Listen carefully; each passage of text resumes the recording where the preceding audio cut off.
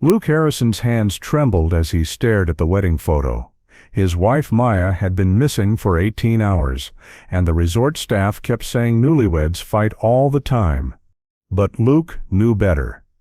The man in the background of their first dance photo, watching them from behind a palm tree, was the same man he'd spotted lurking around their bungalow yesterday.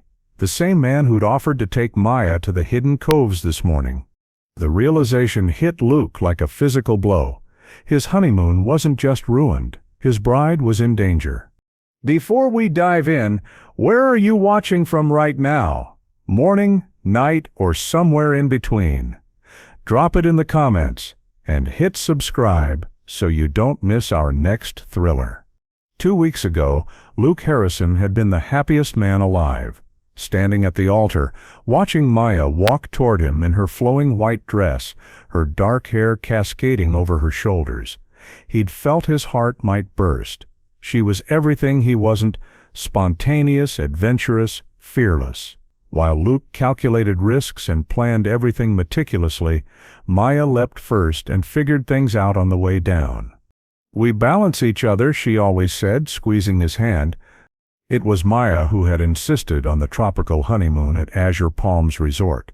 "Life's too short for safe choices, Luke," she'd said, showing him pictures of crystal waters and secluded beaches. Luke had given in, as he often did with Maya. Her smile was worth any risk. Their arrival at the exclusive island resort had been like stepping into a dream.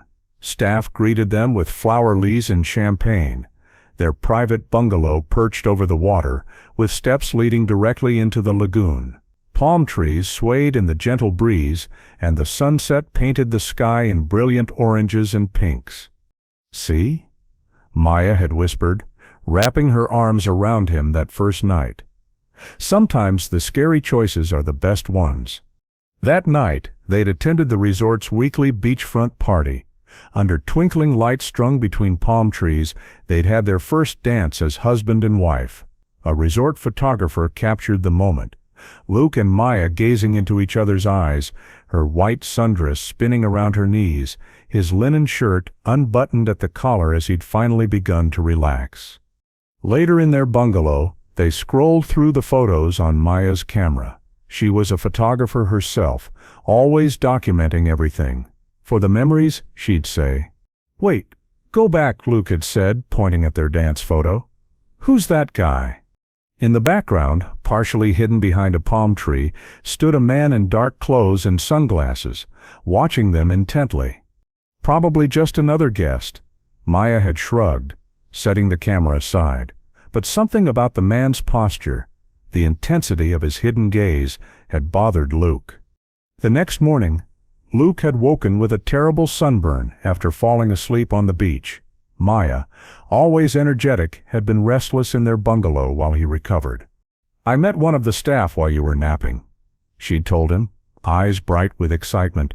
"He knows all these hidden coves and secret spots tourists never see. He offered to show me while you rest." Luke had frowned. "I don't know, Maya. We should stick together. It's perfectly safe." "He works here, Luke." She'd kissed his forehead. "I'll take lots of pictures and be back for dinner. Promise." Maya had slipped out the door with her camera bag, her laugh floating behind her. Luke had taken another pain pill for his sunburn and drifted to sleep, never imagining that those casual goodbye kisses might be their last. When he woke hours later, the sun was setting. Their dinner reservation had passed. Maya's phone went straight to voicemail. As darkness fell over the resort, panic rose in Luke's chest. Where was his bride? "My wife is missing," Luke told the front desk attendant, his voice rising. "She was supposed to be back hours ago." The young woman's practiced smile never faltered. "Sir, I'm sure there's nothing to worry about. The island has many beautiful spots to explore. She's probably just lost track of time." "No, you don't understand," Luke insisted, running his hand through his hair. "She went with one of your staff members to see some caves or coves or something." The woman's eyebrows lifted slightly. "Which staff member would that be, sir?" "I don't know his name. Tall guy, dark hair, wears sunglasses a lot."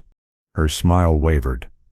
"That could be several of our employees, Mr. Harrison. Let me call the manager."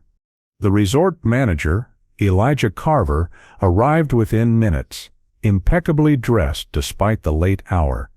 He guided Luke to a quiet corner of the lobby. "Mr. Harrison, I understand your concern, but I assure you this happens more than you'd think." Luke stared at him. "What happens exactly?" Carver lowered his voice. "Newlyweds, arguments. One storms off to cool down, they always return." "We didn't have an argument," Luke said through clenched teeth. "She went on an excursion with one of your staff." "And which excursion was that? Did you book through our activities desk?" "No, it was informal. Some guy offered to show her hidden spots on the island." Carver's expression shifted subtly. "I see. Well, unauthorized excursions are against resort policy. All our guided tours end by sunset for safety reasons." Cold fear washed over Luke. "Are you saying she's in danger?"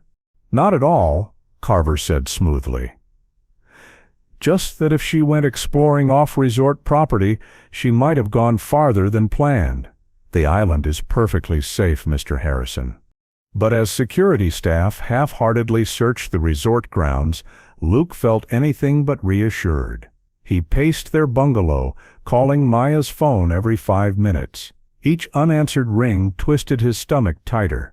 At midnight, security reported finding nothing. Carver suggested Luke get some rest. "If she's not back by morning, we'll contact local authorities," he promised, patting Luke's shoulder. But Luke couldn't sleep.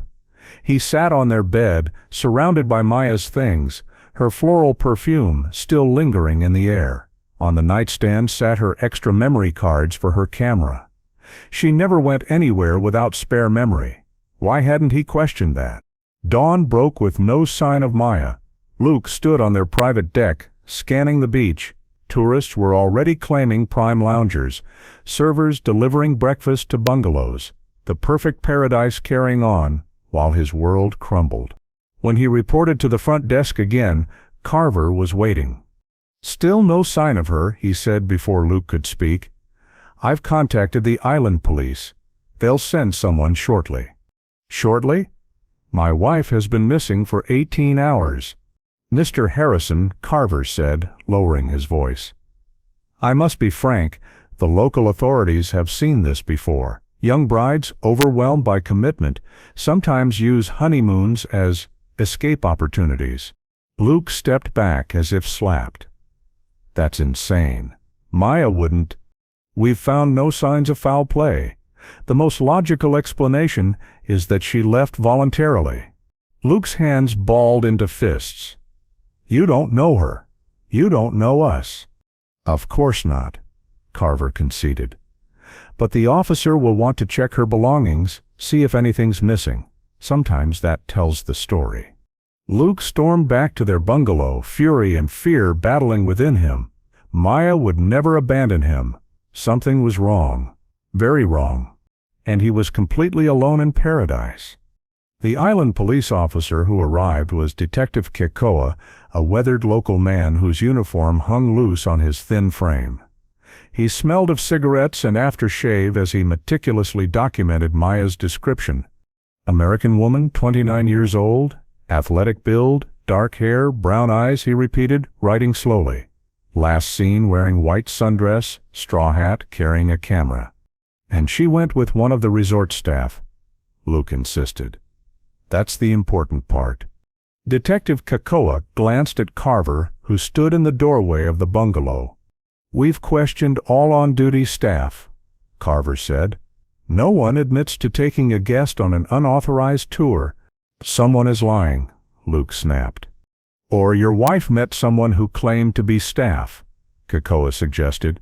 "Tourists sometimes mistake locals for resort employees." Luke ran his hands over his face. "Check the resort cameras. You must have security footage." "Our cameras cover entrances, exits, and public areas," Carver explained. "Not the entire resort grounds. Privacy is part of our appeal." Kekoa nodded. We'll review what footage exists. Now, Mr. Harrison, was your marriage experiencing any difficulties? Luke nearly shouted with frustration.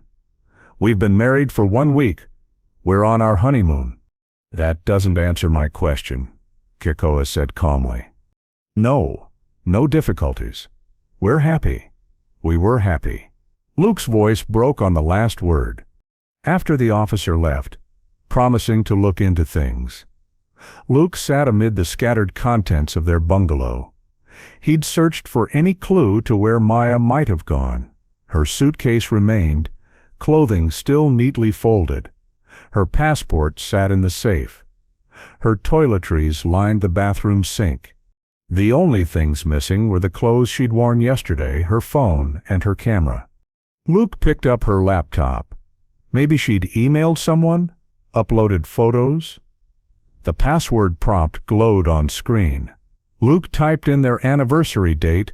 Maya used it for everything. The screen unlocked. He opened her photo folder, hoping for answers. Yesterday's pictures loaded: Maya on the beach, Maya and Luke at breakfast. Scenic shots of the resort. Nothing unusual. Then he saw the wedding folder, their first dance photo. He clicked on it, needing to see their happiness, to remind himself what he was fighting for.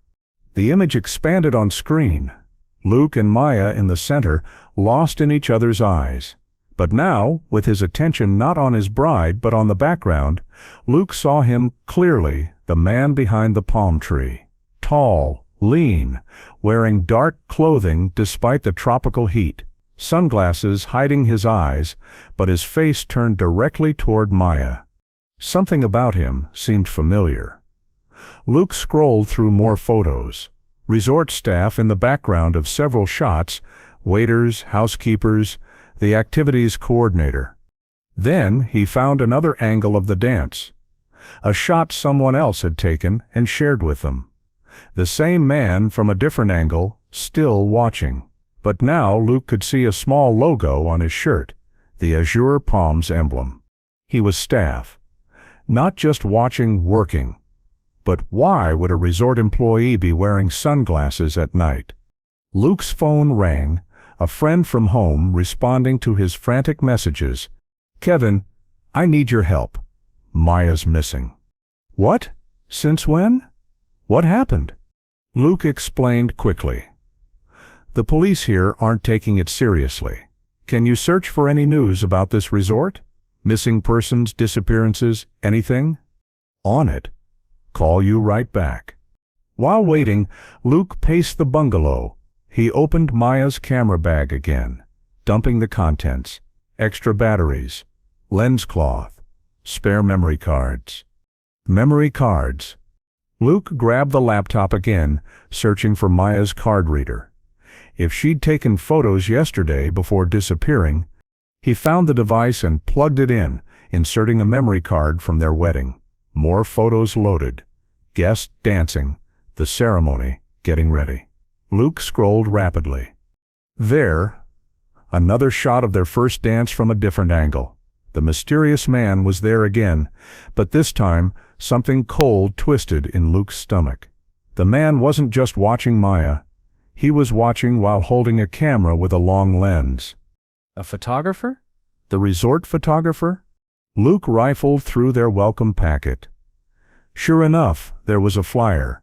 Capture your special moments with our resident photographer Marcus Webb.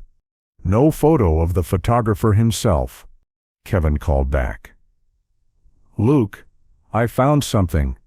3 women have gone missing from that resort in the past 5 years. Luke's blood ran cold. What? It's not big news. Brief mentions in local papers. All dismissed as tourists wandering off or leaving voluntarily. No bodies ever found. The resort covered it up, Luke whispered. There's something else, Kevin said. All 3 women were on their honeymoons. Luke's knees buckled. He sank to the floor, the phone trembling in his hand. Kevin, I need you to look for wedding photos from Azure Palms, online albums, anything. Wedding photos? Why? Just do it. Look for a tall man with sunglasses in the background. While Kevin searched, Luke grabbed his room key and rushed to the front desk. A different attendant was working now. "I need to see Marcus Webb, your photographer." The young man blinked. "Mr. Webb, he's not in today. When will he be back?" "It's urgent." "I'm not sure. He works freelance for us. Sometimes he's here for weeks. Sometimes he disappears for months." Disappears. The word echoed in Luke's mind. His phone buzzed, Kevin sending links. 3 different wedding albums from Azure Palms. In each one, Luke found him, the same man, same posture, same sunglasses, watching different brides. All brides who later vanished. Luke's hands shook so badly he nearly dropped the phone. This wasn't coincidence. This was a pattern. A hunter selecting his prey, and Maya was just the latest target. "You need to see this," Luke insisted, thrusting his phone toward Detective Kakoa. They sat in the small island police station, a concrete building with peeling paint and whirring ceiling fans. On the screen was a collage Luke had created 4 wedding photos from different ceremonies at Azure Palms.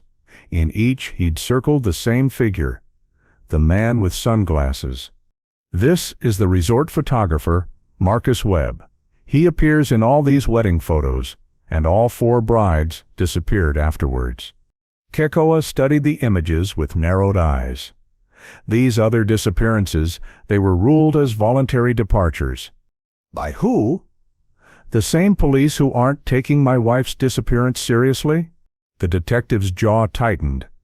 "Mr. Harrison, I understand you're upset. Look at the dates." Luke jabbed at his notes. June 2019, January 2021, November 2022, and now Maya. Every 18 months, like clockwork.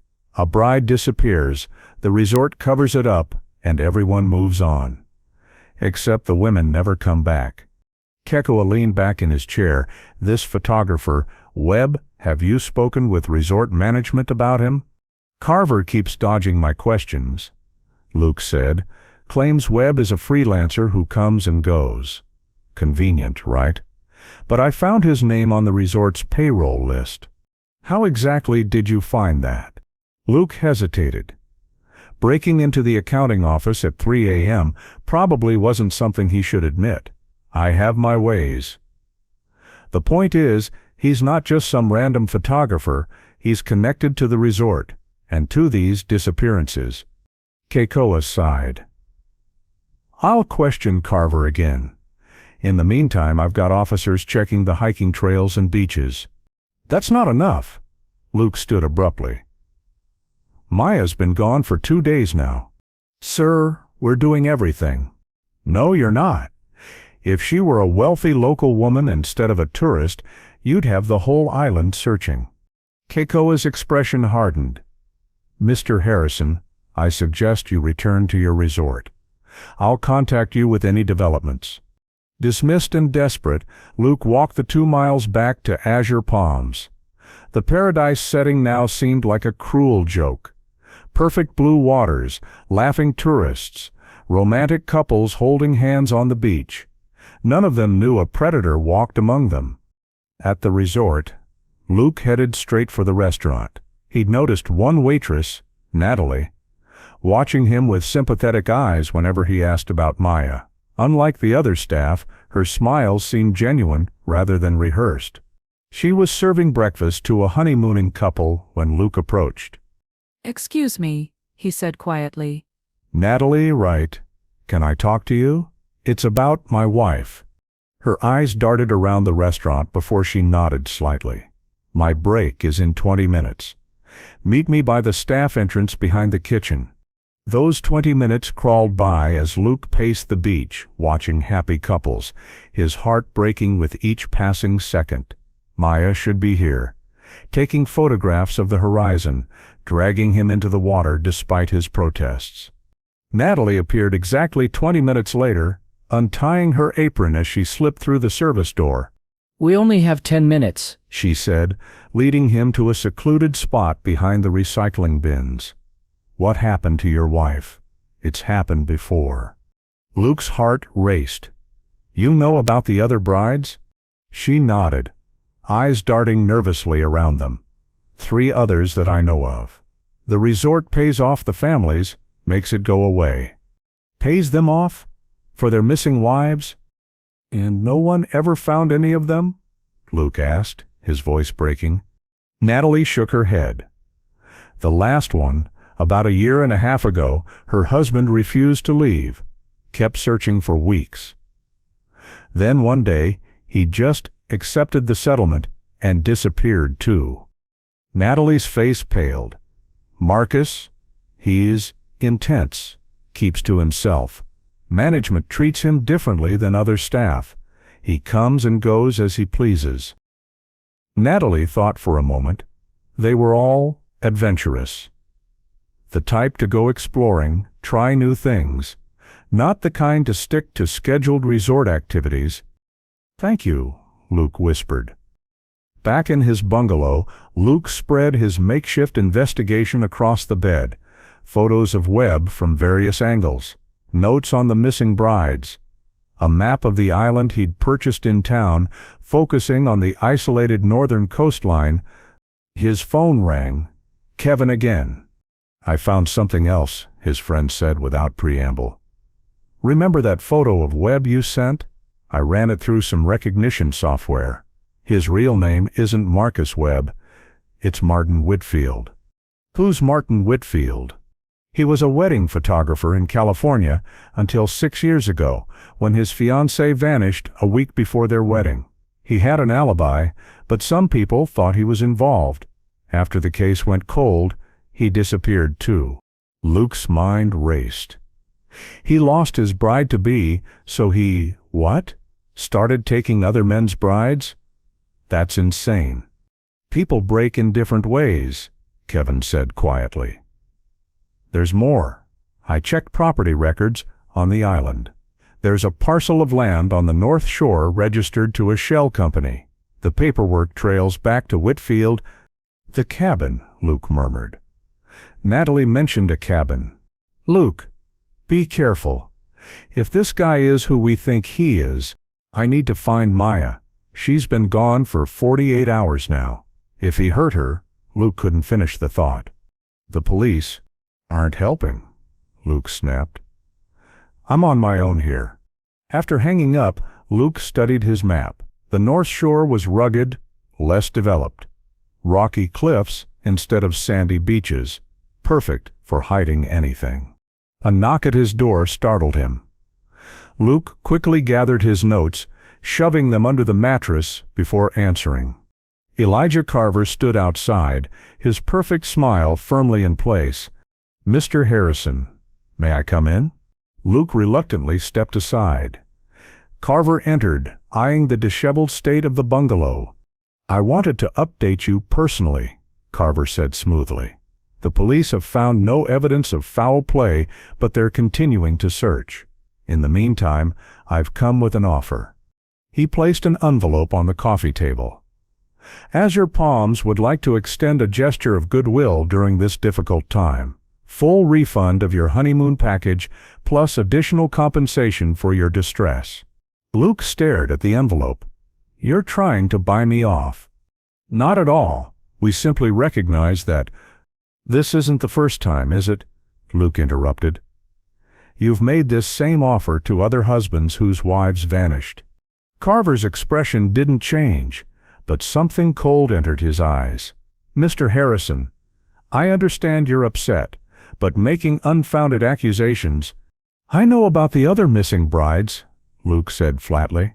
I know about your photographer, Marcus Webb, or should I call him Martin Whitfield? Now Carver's composure cracked.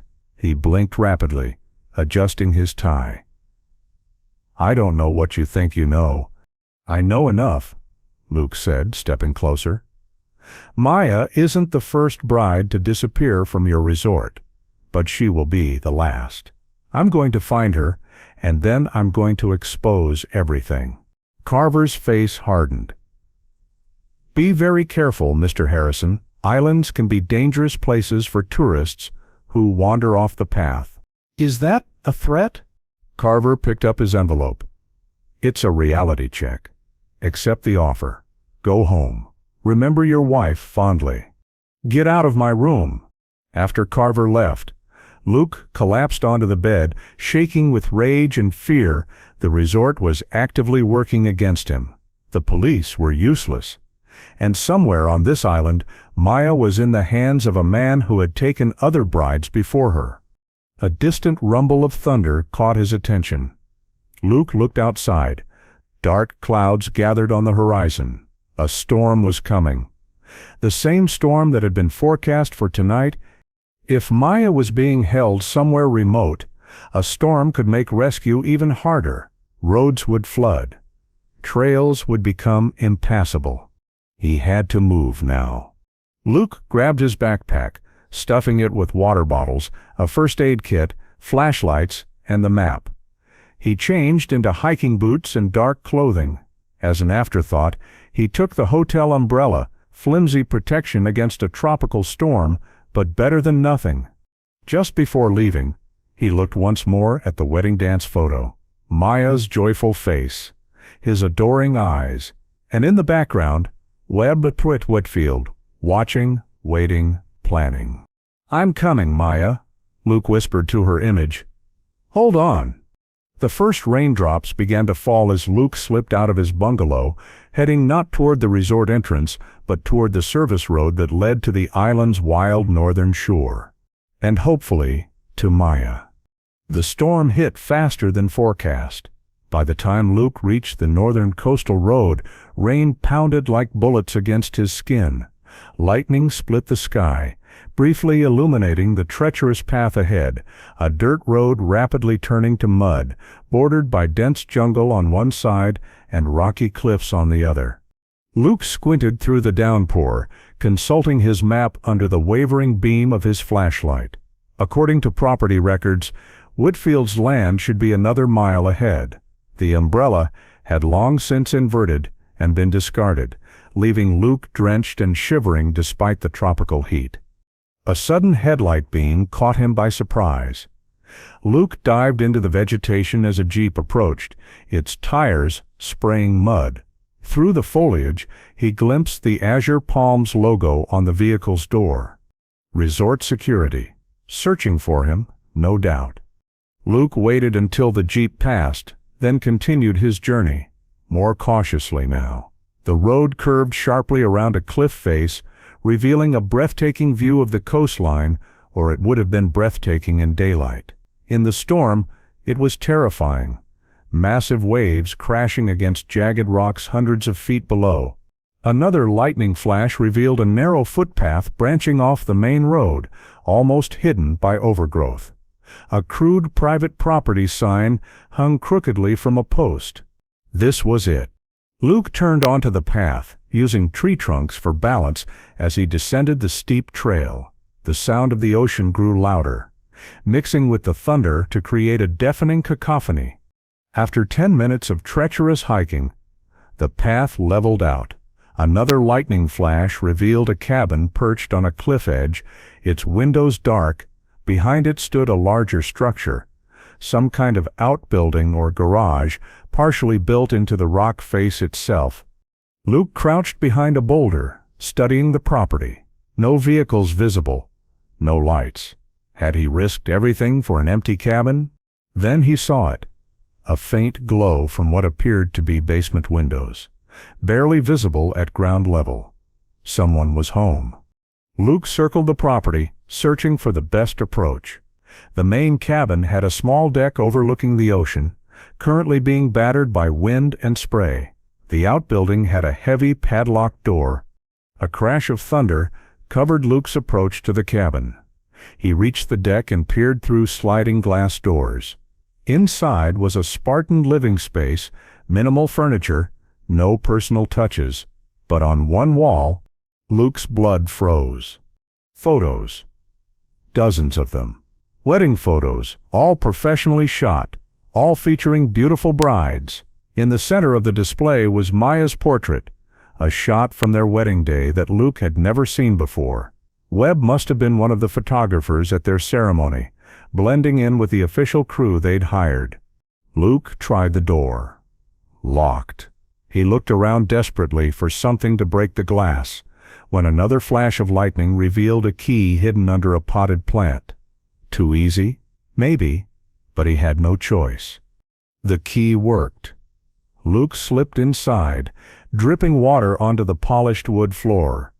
The cabin was eerily silent despite the storm raging outside. He moved closer to the wall of photos, his heart pounding. Each bride's photo had a date beneath it, and notes, detailed, disturbing notes. Jessica, curious, trusting, loves adventure. Followed map to secret cove. Anamika, photographer herself, lured with promise of rare sunset view. Daniela, swimmer, challenged to reach hidden sea cave. And beneath Maya's photo, Maya, perfect. Adventurous, trusting, beautiful. The one I've been waiting for. Bile rose in Luke's throat. This wasn't random. Webb, Whitfield, was hunting specific women. Women like Maya. A door Luke hadn't noticed creaked open. He ducked behind a couch as footsteps entered the room. Through a gap, he saw legs moving to the kitchen area. A refrigerator opened and closed. Then the footsteps moved toward the wall of photos. Soon, a male voice murmured, "Just a few more hours." Luke slowly raised his head enough to see. A man stood with his back to Luke, staring at Maya's photo. Tall, lean, with dark hair, the man from the wedding photos. But now, without sunglasses, Luke could see a long scar running from his temple to his jaw. Martin Whitfield. Marcus Webb. The photographer. The hunter.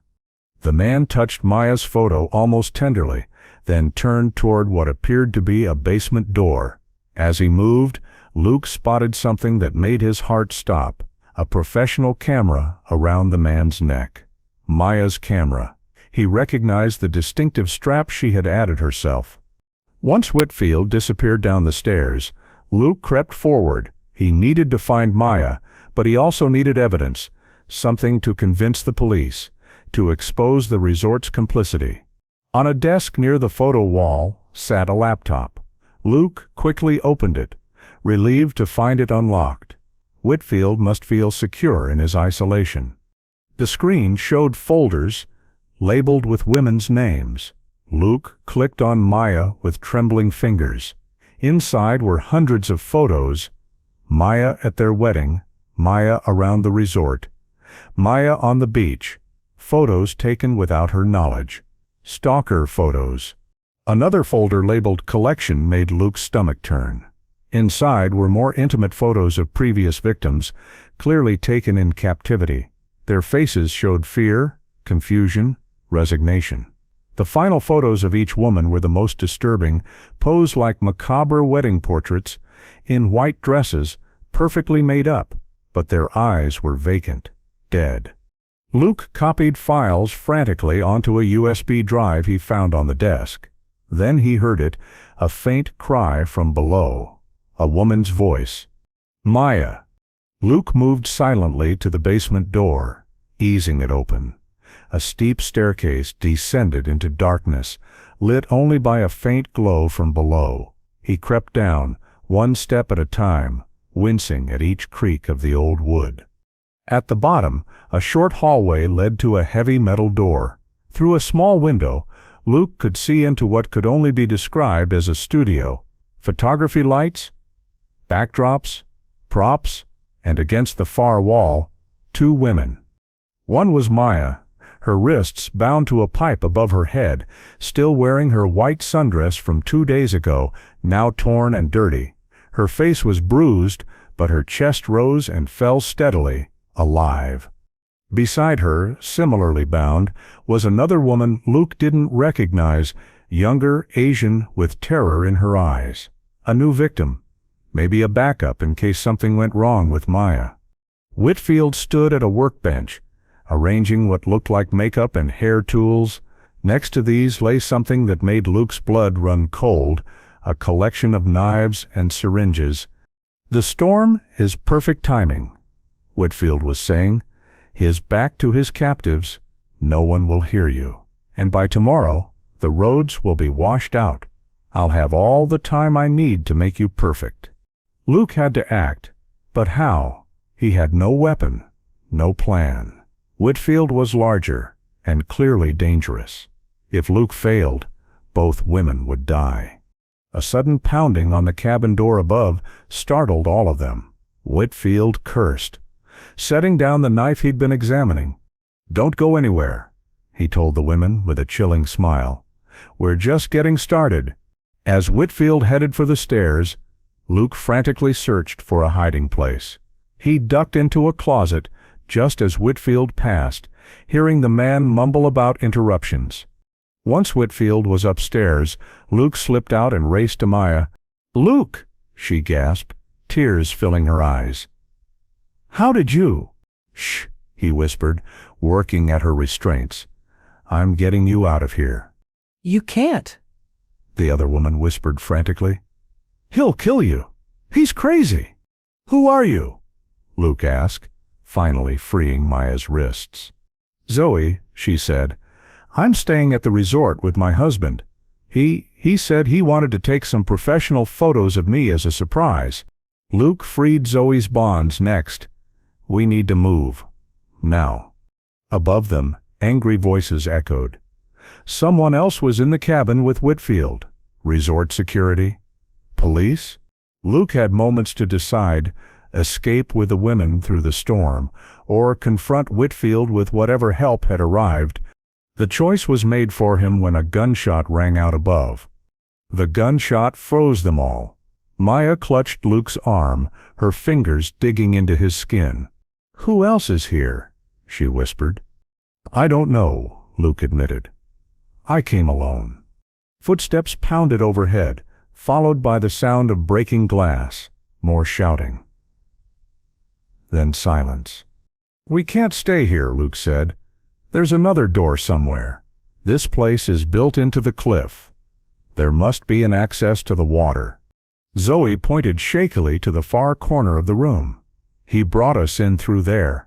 Behind a photography backdrop was another metal door.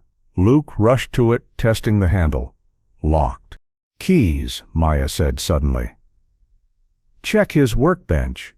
Luke rifled through the disturbing collection of tools until he found a ring of keys.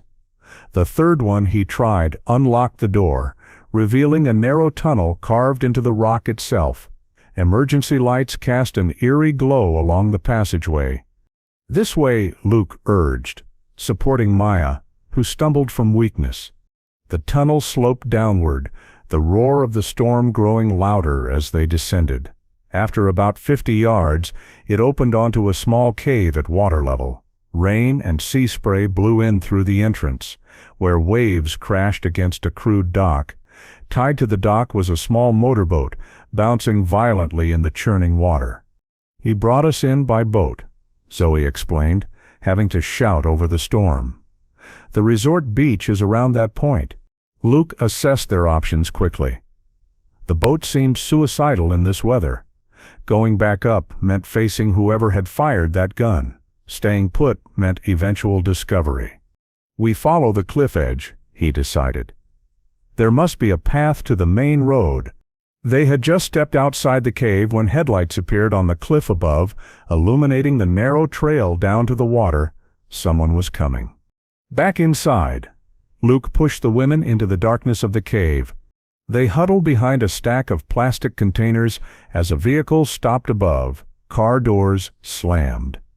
Flashlight beams swept the area. "Harrison," a voice called. "Luke Harrison." Luke tensed. It was Carver. "Mr. Harrison, we know you're down there. Come up slowly with your hands visible." Luke whispered to Maya and Zoe, "Stay hidden. I'll draw them away." "No." Maya grabbed his shirt. "Don't leave us." "Trust me," Luke said, kissing her quickly. "I've trusted the wrong people since we got here. I'm not making that mistake again." Before she could argue, Luke stepped out of the cave, raising his hands as the flashlight beams found him. "Where is Webb?" he called up. "Mr. Webb has been subdued," Carver's voice replied. "Come up, Mr. Harrison. It's over." Luke climbed the slippery path slowly, rain pelting his face. At the top stood Carver, flanked by 2 security guards. Their jeep's headlights illuminated the scene like a stage. "Where's my wife?" Luke demanded. "We could ask you the same thing," Carver said coldly. "Breaking and entering, Mr. Harrison? Assaulting Mr. Webb? You've complicated things unnecessarily." "Assaulting him?" Luke stared in disbelief. "He kidnapped my wife, and others before her." Carver sighed heavily. "We have no evidence of that. What we do have is you trespassing on private property during a state of emergency. The island police are quite concerned." As if on cue, another vehicle approached, a police cruiser. Detective Kekoa stepped out, looking grim. "Luke Harrison," he said formally. "You're under arrest for breaking and entering, assault, and interfering with a police investigation." "Are you serious?"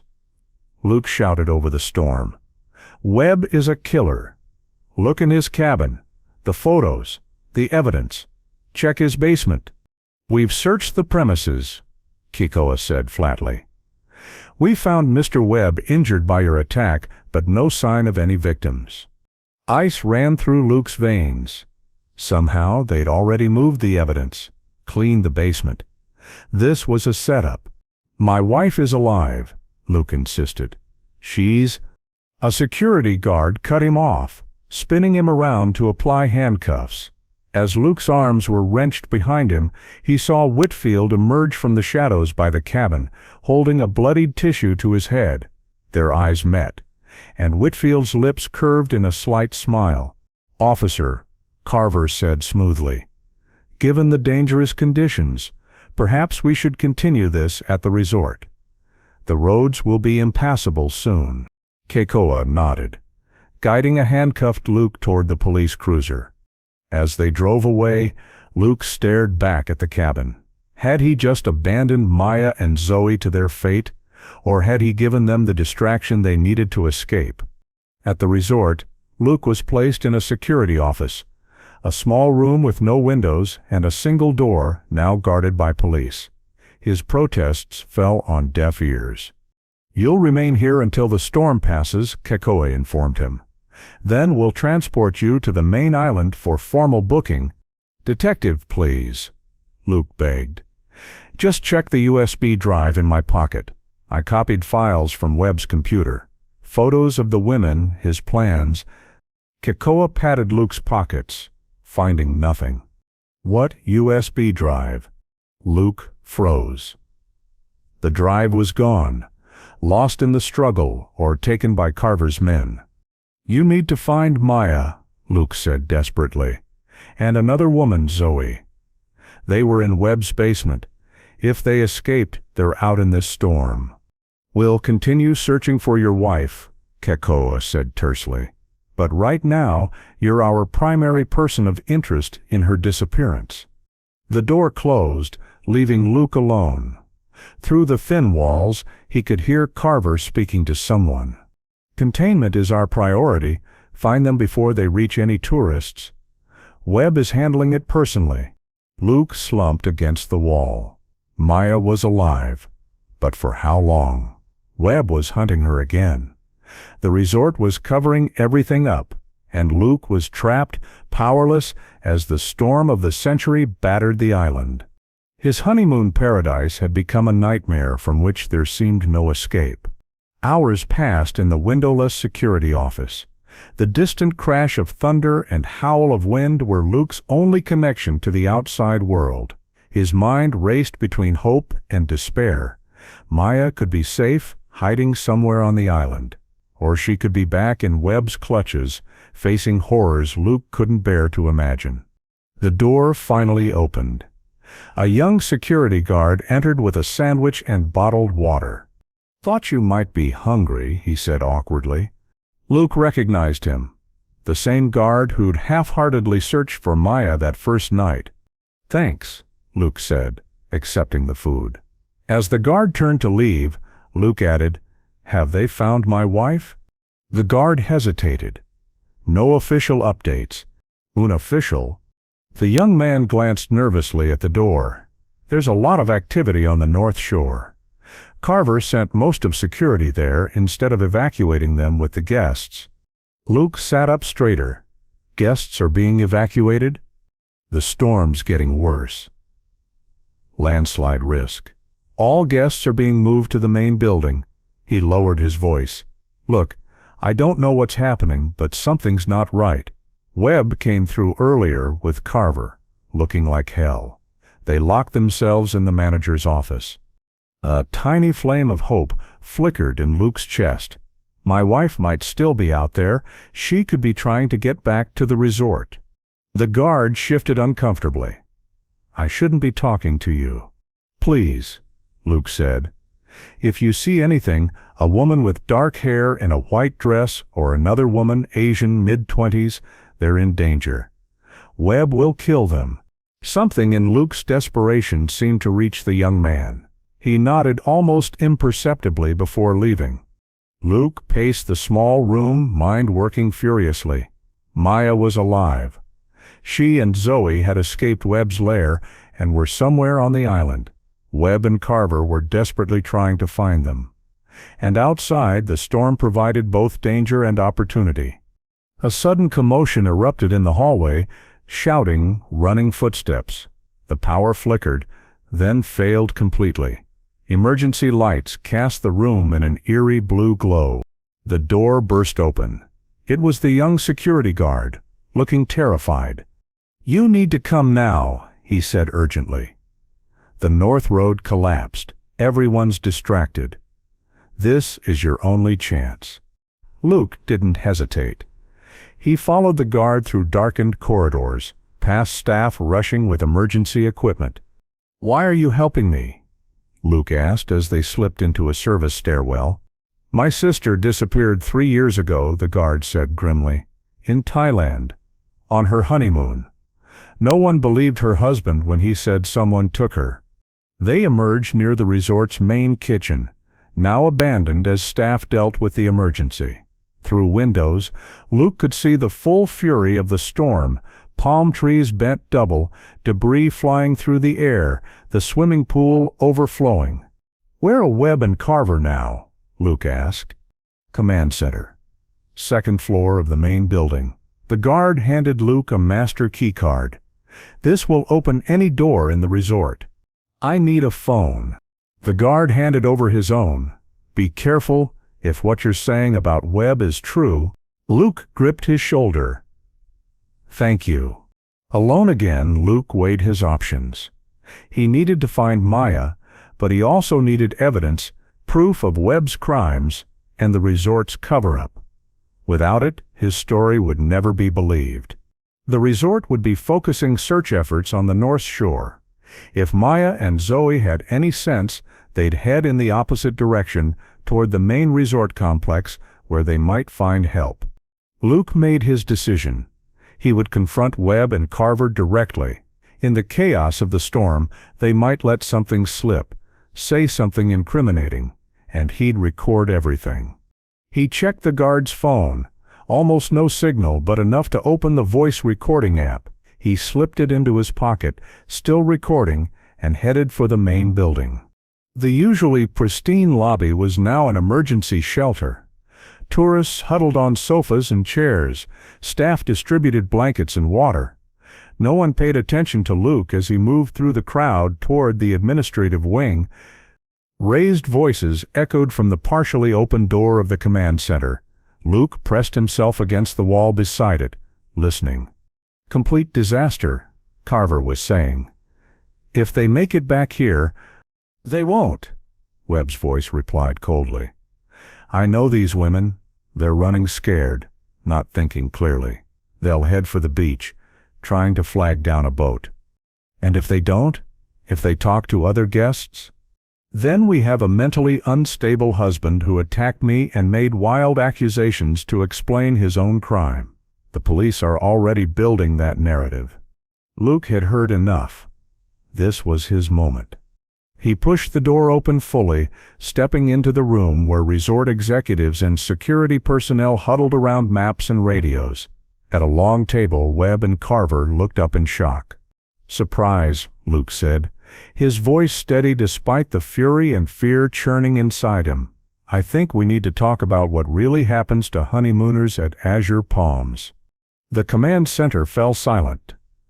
A dozen faces turned toward Luke, some confused, others alarmed. Webb recovered first, his shock morphing into a cold smile. "Mr. Harrison," he said smoothly, "you should be in custody." "And you should be in prison," Luke countered. He moved fully into the room, positioning himself so his back wasn't to anyone. "Where's Detective Kikoa? I have a story he needs to hear." Carver stood, adjusting his tie despite his otherwise disheveled appearance. "Security, please escort Mr. Harrison back to—" "Before anyone moves," Luke interrupted loudly, "you should know I'm recording this conversation, and copies of Webb's files are already being uploaded to multiple servers."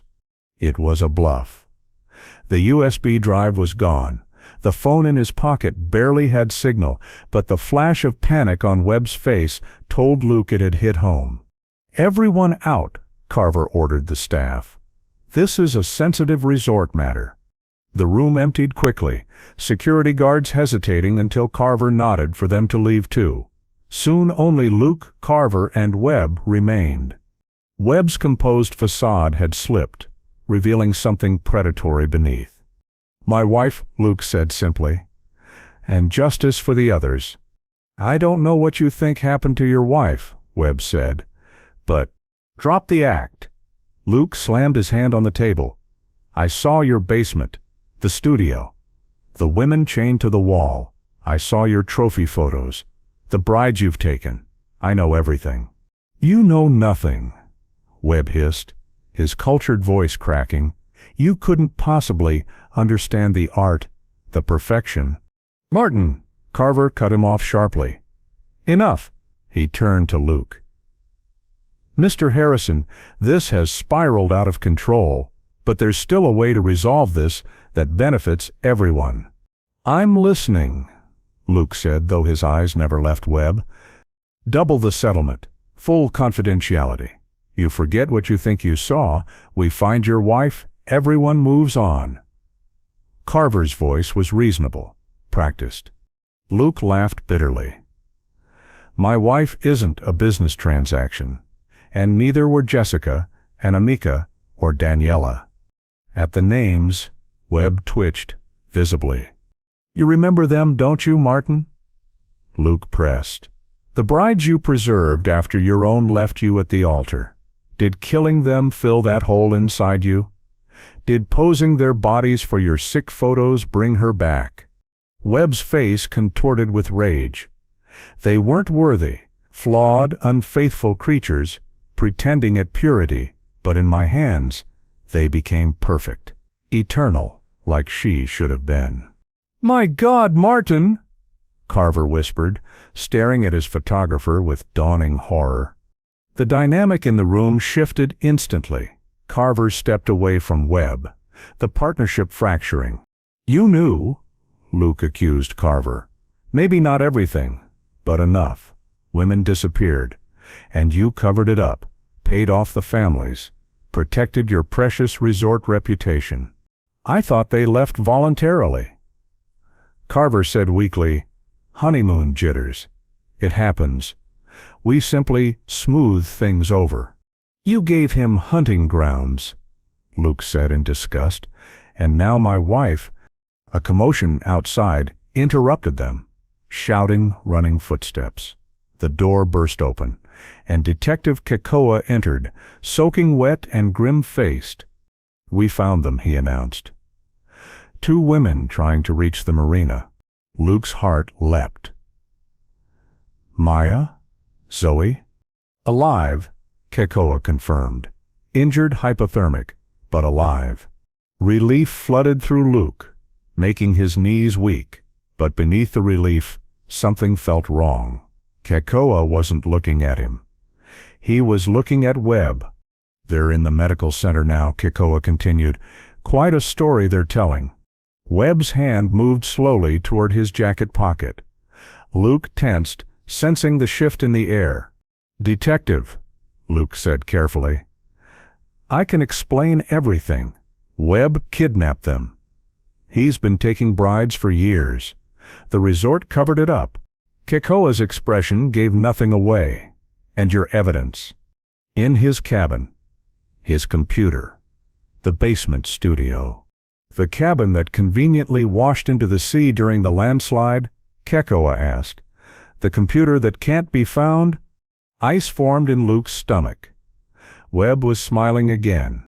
"Their testimony," Luke began, "will be evaluated." Kikoa cut him off.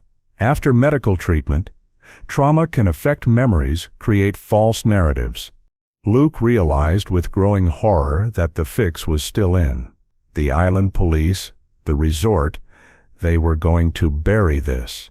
Maya and Zoe might be alive, but their story would be discredited. Webb would escape, find new hunting grounds. And Luke would be the delusional husband who attacked an innocent resort employee. "The recording," Luke said desperately, reaching for the phone. Webb moved with unexpected speed. He lunged across the table, knocking Luke backward. The phone clattered to the floor as Webb's weight crashed into him. "You ruin everything." Webb snarled, his hands finding Luke's throat. Luke fought desperately, but Webb was stronger, driven by manic rage. Black spots danced in Luke's vision as his oxygen depleted. Through his fading consciousness, Luke saw Carver backing toward the door. Kikoa stood frozen, hand on his holster, but not drawing. Then a new voice cut through the chaos. "Get off my husband."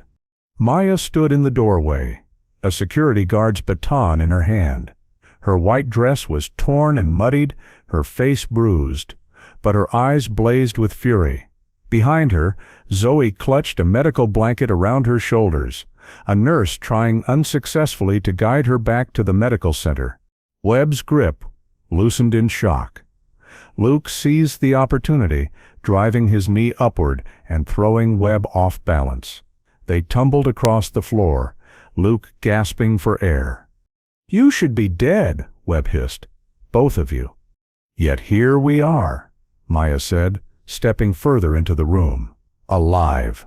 Witnesses, ready to tell everyone what happens to brides at Azure Palms." Webb's hand emerged from his pocket holding a syringe. He lunged toward Maya, but Luke intercepted him, grappling for control of the needle. "Kikoa," Luke shouted. "Do something." The detective finally drew his weapon. "Stop! Police!" But Webb was beyond reason. He fought with the desperate strength of a cornered animal, the syringe inching toward Luke's neck. A loud crack echoed through the room. Webb jerked, then collapsed across Luke. Blood spread across his back. Everyone turned to the doorway. Natalie, the waitress, stood with Kikoa's backup pistol in her hands. Her face was expressionless. "He killed my sister," she said simply. "Jessica, 3 years ago." No one believed her husband. The chaos that followed was a blur. Medical staff rushed in. Police secured the scene. Maya fell into Luke's arms, both of them shaking, crying, holding each other as if they might disappear again. "I knew you'd find me," Maya whispered against his neck. "I'll always find you," Luke promised, his voice hoarse from Webb's attack.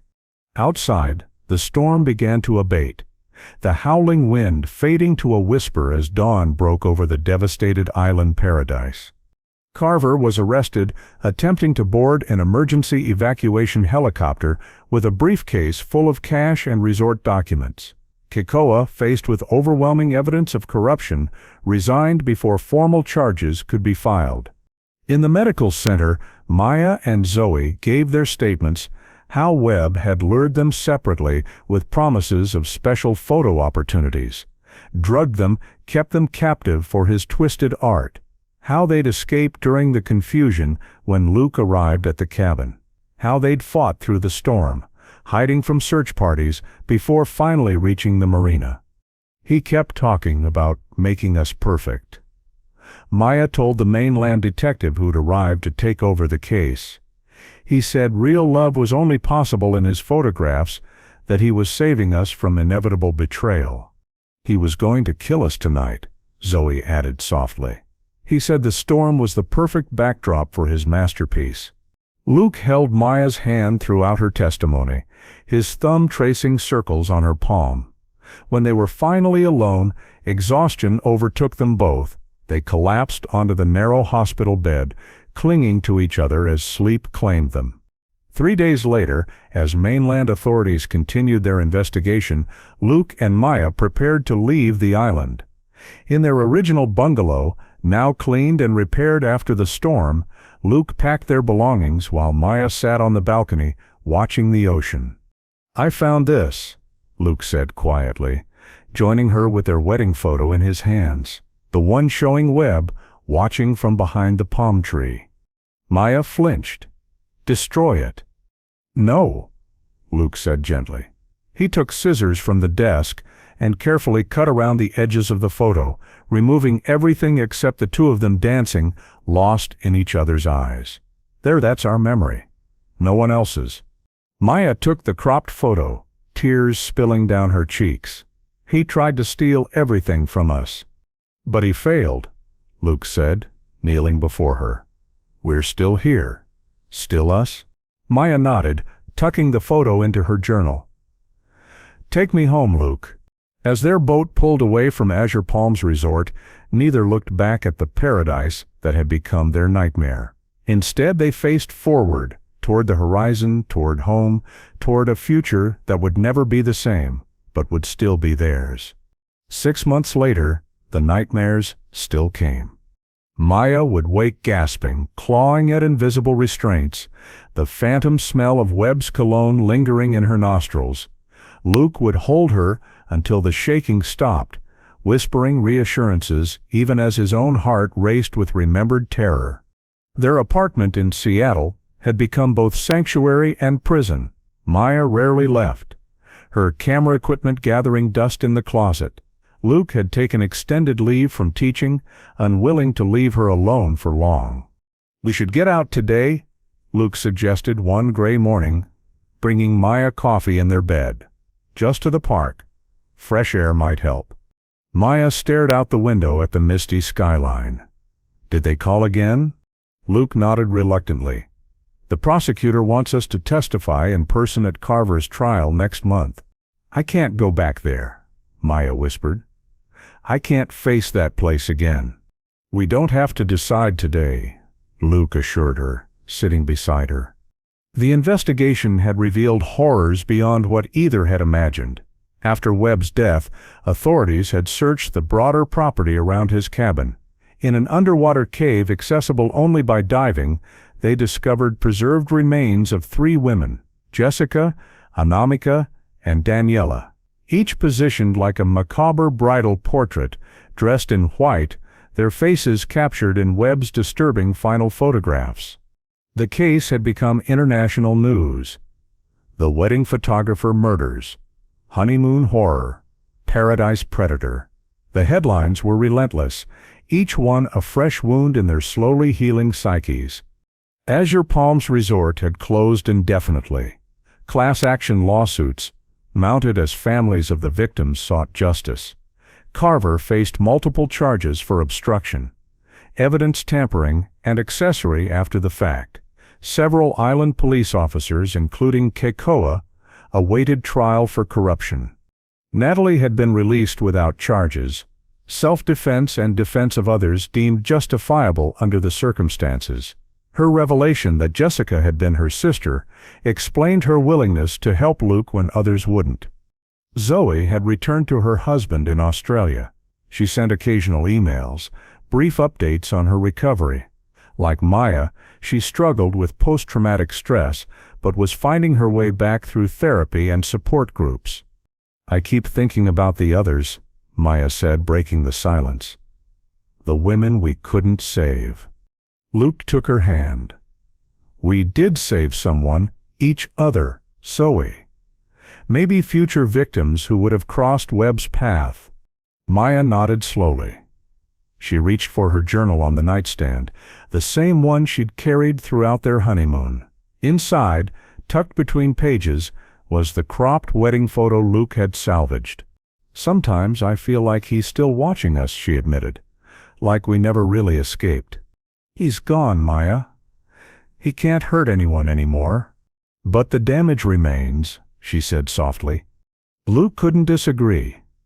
The damage did remain, in their interrupted sleep, in Maya's abandoned photography career, in the way they both startled at unexpected sounds, in how they couldn't look at wedding photos without scanning the background for watching eyes.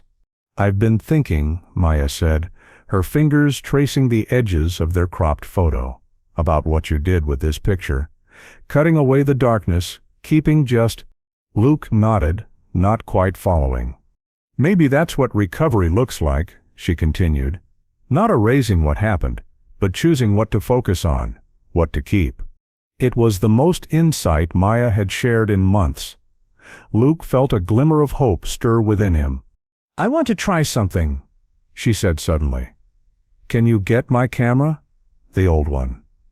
"Not the one he—" She couldn't finish. Luke retrieved her backup camera from the closet, the one she'd left at home during their honeymoon. Maya held it tentatively, as if reacquainting herself with a once familiar friend. "Will you go to the park with me? Just for a little while?" They bundled up against the Seattle chill and walked the 3 blocks to their neighborhood park.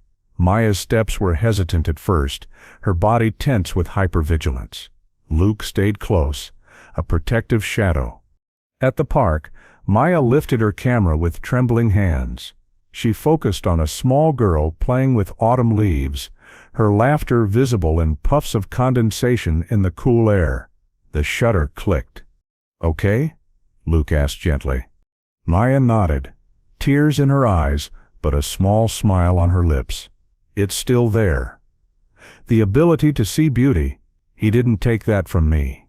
They stayed for 20 minutes, a small victory but significant. On the way home, Maya took Luke's hand. "I think I want to testify," she said.